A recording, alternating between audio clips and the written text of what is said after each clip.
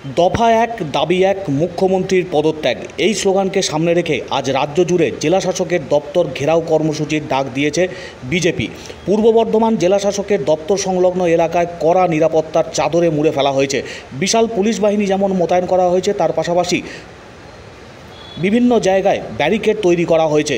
বিজেপির কর্মী সমর্থকরা যারা এই ডিএম অফিস ঘেরাও কর্মসূচিতে আসবেন, তাদেরকে প্রতিরোধ করার জন্য পুলিশের তরফ থেকে ইতিমধ্যেই ব্যবস্থা গ্রহণ করা হয়েছে। সকাল থেকেই নিরাপত্তার চাদরে মুড়ে ফেলা হয়েছে গোটা জেলাশাসকের দপ্তর সংলগ্ন এলাকা।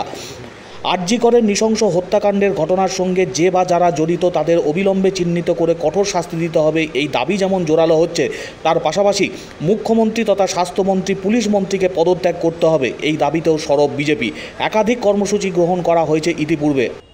আজ রয়েছে জেলাশাসকের দপ্তর ঘেরাও গোটা রাজ্য জুড়ে। বিজেপির কর্মী সমর্থকরা এই আন্দোলন কর্মসূচিতে যোগ দেবেন জেলার বিভিন্ন প্রান্ত থেকে।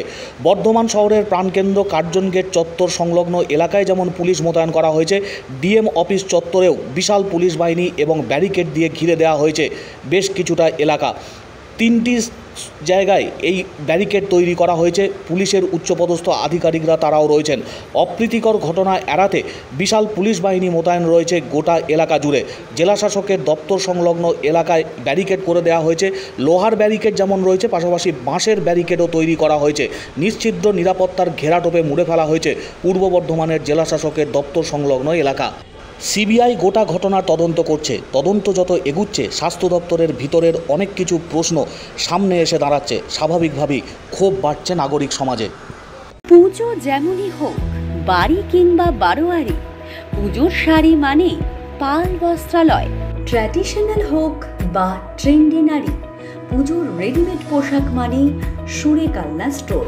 শাড়ি মানে পাল বস্ত্রালয়।